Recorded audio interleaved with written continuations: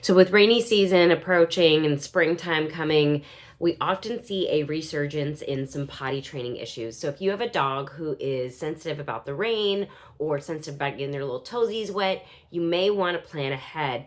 Some people will set up a little awning, some people will set up a little piece of astroturf on their deck, but something that allows your dog to go outside without getting all funky and gross. So in the wintertime, in more inclement areas, like our buddies on the East Coast often have to deal with putting booties on and other kinds of things. And us Californians just don't tend to have such a big swing in weather. So we don't notice it so much. But oftentimes, what you will notice is all of a sudden your dog starts pottying inside. This may be the case even if they have access outside 24/7 through a dog door, or you took them for a walk. If you're not seeing elimination outside, there's a higher likelihood that you're going to see it inside. So whether you have a puppy or an adult dog, a couple of things to keep in mind with potty training. Now, first things first, if you're ever seeing a dog that was previously very reliable with potty training have a major behavior change where they are consistently going inside or they start going inside all of a sudden, my first question is always, is there something medical going on? Lots of small, frequent urination issues in the house. Big concern for, is there something else medical going on? So always double check with your vet and make sure that they are healthy before addressing it from the behavior side. Once they're all clear health-wise and you know that this is just something that's happening, I want you to remember that your dog is not trying to give you a hard time. They're just doing what's convenient for them. And you've got to remember that relief itself is rewarding. So pottying inside on the carpet that's just as absorbent as the soft dust or the dirt outside, it's just convenient.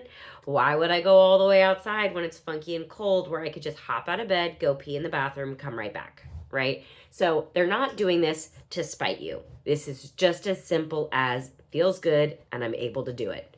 So a couple of big things that you want to make sure. You want to make sure that you don't give your dog opportunity to make bad choices. So this can look like closing off areas where they tend to go, eliminating their ability to go enter these spaces, whichever back bedroom, or if there's an upstairs hallway or an area that they're going. And another thing is to make sure that you up your supervision. If you can't be watching your dog full time, then eliminate the access that they have. So if you're noticing you're prepping breakfast, you're getting the kids ready for school, and that's the time that your dog is sneaking off and going potty, that's a great opportunity to say, my dog either needs to be in the room with me or I need to put them away during this busy time where I can't have my eyes on them. Another thing that can be really helpful, especially if you're somebody like me that has ADHD and often is focused on a task and forgets about other things, my puppies need to wear a bell while they're potty training. And that bell helps me remember, hey, I need to be paying attention to where that bell is. That bell is somewhere it's not supposed to be. This is really convenient for puppies. You can use just like a cat bell or something off your Christmas decorations, something nice and simple, and they don't have to wear it 24/7. You can just stick it on them for a little while.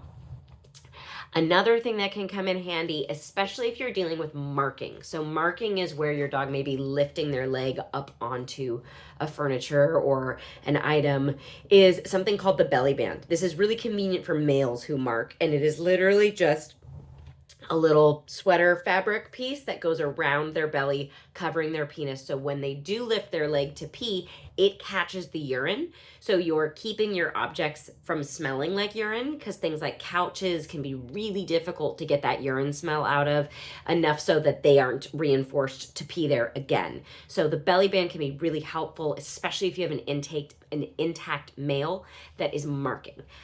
If you have a female, there are diapers and things, but they tend to mark less. Not that your dog is a weirdo if they do, but we tend to see less indoor marking from the girls.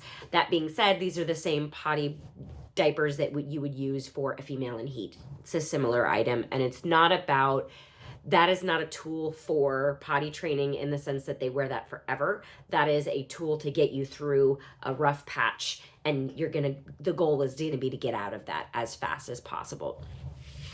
The other thing you want to do is create a really solid routine. Your dog ate, good. They need to get out within the next 15 to 30 minutes. In that time frame, you're probably going to have a poop elimination, so we want to get them outdoors where they're supposed to be to do that. If you notice that your dog is nervous on their walks and they don't want to go potty on their walks, then walks are for exercise, not for pottying, and you need to make sure that you're doing your pottying options there, or your options as part of your routine. They just drank a bunch of water because they just ate or they just played, great, head outside. If you've got a dog who gets really distracted outside and wants to just wander around and do their thing, walk outside on a leash, take them for a couple of laps. As soon as they go potty, take the leash off and let them have the freedom of running around the yard. They're going to realize that potty happens first, play happens after, and it's going to help them focus on the task at hand. If you have a dog that is sneaking off and reliably pottying out of sight, some dogs are worried about peeing and pooping in front of people. Some dogs are just really nervous. Some dogs have had a history of getting in trouble for pottying in the wrong areas. And instead of thinking this was the wrong area, they think don't pee in front of mom or dad or my previous owners because that's when I get in trouble. So giving these dogs a longer leash, something like a 15-foot leash rather than a 6-foot leash, lets them kind of get away from you. Or maybe you walk outside, you sit in a chair and you let them go off and have some freedom in the yard, but you still pay attention to whether or not they eliminated. Those kinds of things can be really helpful and just small tweaks. Another small tweak I would add is if you're having potty training issues or, again, a resurgence of potty training issues, make sure that you're recording. Where are the incidents happening? Are they happening in the same area?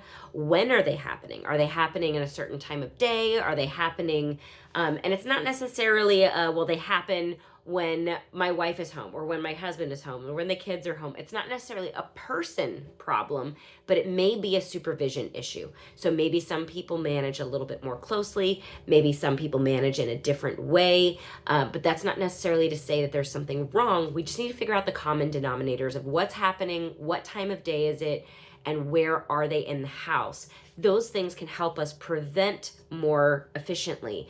And when we're preventing practice, we'll start to change behaviors. But if we're still practicing old habits, we're not going to create these new ones. So we need to make sure that we're managing the space.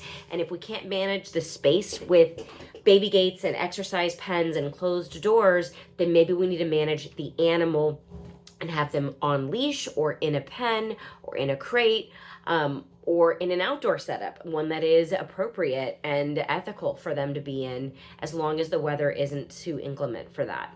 But we do need to manage the space, we need to manage the being, and we need to participate and manage our own behavior. There's more than just here's a pee-pee treat after you went. Sometimes it's a matter of once we go outside, now there's playtime. If you never get enough outside time and we go potty and then we go right back in the house, well, I don't want to potty. I want to play when I'm outside. So maybe making sure that instead of a treat, they get the opportunity to run around a little bit, that's even more reinforcing. If you find these tips and tricks to be useful, but you're still not quite resolving your problem, please feel free to email dogtraining@napahumane.org. I would be happy to coordinate a time for a phone call or give you a resource for a trainer referral, somebody to come and take a closer look at your situation. And let's see how we can resolve this problem a little bit more specific to your case and your situation.